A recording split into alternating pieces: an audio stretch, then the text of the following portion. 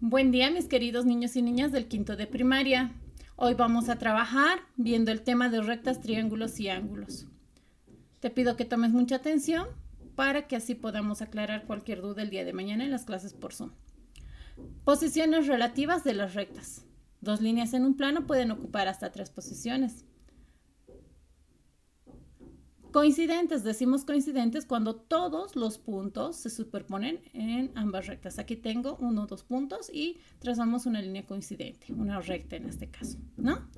Se llaman secantes cuando tienen un solo punto en común. A partir de este punto en común se traza 2 líneas y se llaman secantes, ¿ya?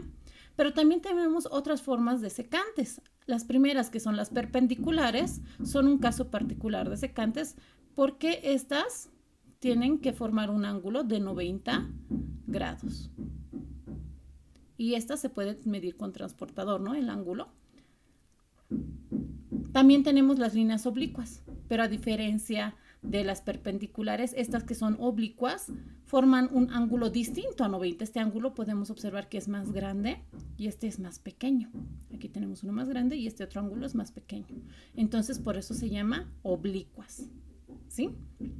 También presentan acá las líneas, en este caso las paralelas, las rectas paralelas, y se llama paralela porque la distancia entre todos sus puntos es constante. Son 2 líneas que van casi juntas, casi no son juntas, tienen una distancia, por eso se llama paralela, ¿sí?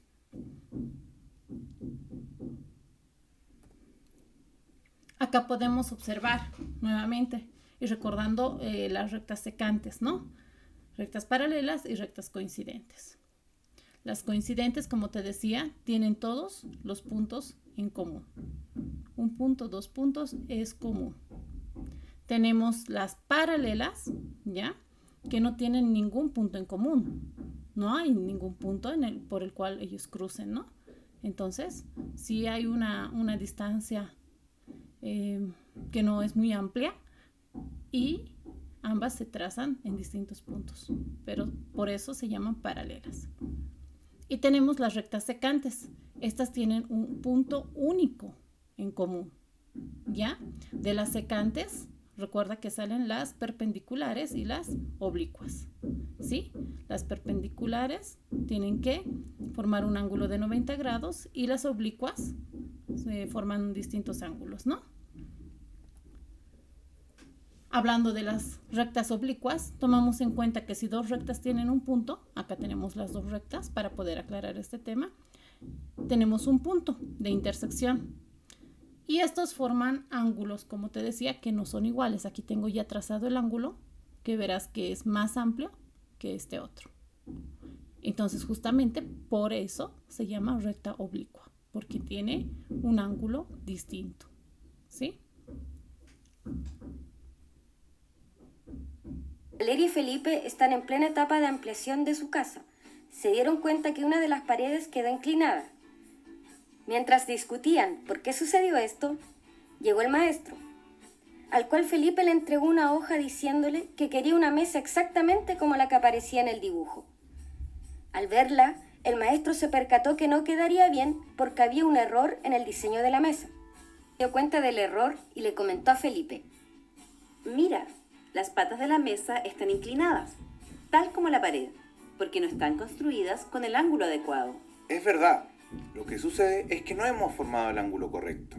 Es importante repasar las medidas tanto del ángulo formado entre la pared y el suelo, como el ángulo formado entre las patas y la base de la mesa dibujada. En el capítulo anterior de Pregúntale al profesor, existen distintos tipos de ángulos. Estos pueden ser medidos usando el transportador. Así como es importante saber medirlos, también es importante saber construirlos por si tenemos necesidad de ellos. El ángulo que permite que tanto la mesa como la pared queden perfectamente construidos es el ángulo recto. Este ángulo mide 90 grados, tiene forma de L y su medida suele ser representada con un pequeño cuadrado. Observa esta imagen e identifica los ángulos rectos que se pueden observar. Ahora podemos observar acá una casa que tiene distintas formas de ángulos, ¿no? Si hay algunas construcciones que evidentemente podemos observar con ángulos diversos, pues no es algo tan común que encontremos en nuestros días cuando salimos de casa. Lo que vamos a hacer es tomar en cuenta las recomendaciones para esta construcción de ángulos. Veamos qué es lo que necesitamos.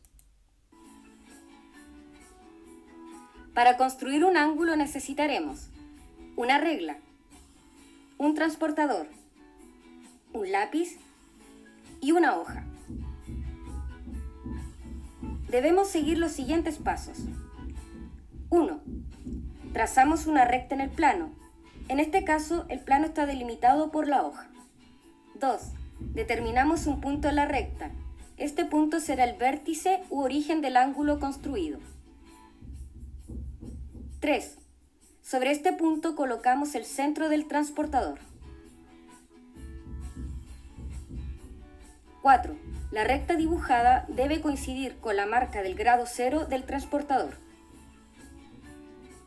5. Marcamos un punto en la graduación del ángulo que queremos construir. En este caso, construiremos un ángulo de 90 grados o ángulo recto.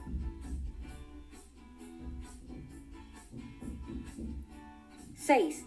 A partir del punto origen o vértice se traza una recta que pase por el segundo punto trazado.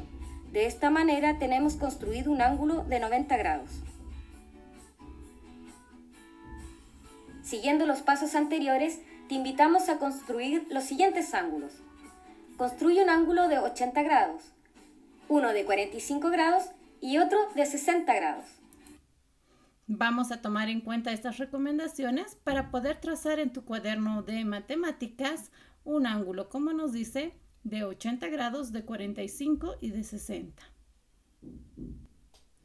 Finalmente, vamos a observar cuál es la función del triángulo en la arquitectura. Tomaremos mucha atención. El triángulo es un polígono de 3 lados. Es decir, es una figura geométrica plana delimitada por 3 segmentos de recta llamados lados, que comparten de a 2 uno de sus puntos extremos. Dichos puntos son llamados vértices. El triángulo es un polígono muy utilizado en distintos tipos de construcciones y en la arquitectura. Una de las obras arquitectónicas más famosas del mundo es la Torre Eiffel, que mide unos 300 metros de altura y fue creada por el ingeniero civil francés Alexandre Gustave Eiffel en 1889. Si miramos con detenimiento, podremos observar la enorme cantidad de triángulos que forman su estructura. También podemos ver distintos tipos de vigas y columnas que están conformados por triángulos. Los triángulos son figuras eficaces, ya que proporcionan resistencia y estabilidad y nunca se deforman. Si no, veamos qué sucede cuando modificamos ligeramente los ángulos de un cuadrado o un rectángulo sin desarmar el polígono de 4 lados. Nos encontramos con un rombo o un paralelogramo. ¿Qué pasa con el triángulo? Si modificamos, aunque sea ligeramente, sus ángulos, el triángulo se desarma, los lados se despegan entre sí y no sigue siendo un polígono de 3 lados.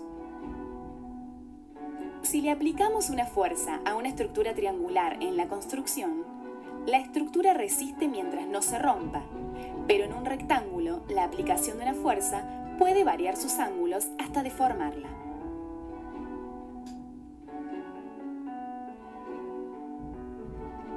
En conclusión, el triángulo es una de las figuras geométricas más empleadas en la construcción de edificaciones resistentes por tener la propiedad de no deformarse.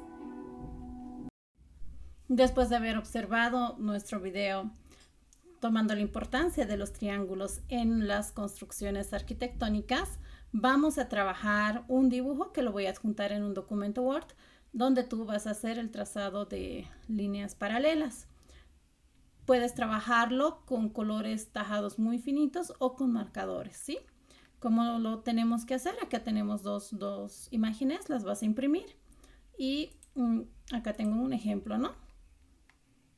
Para poder desarrollar un punto más desde la parte artística en este caso. Y aquí tengo otro modelo del cactus. En este caso puedes usar el trazado de las líneas tanto de forma horizontal como vertical, ¿sí?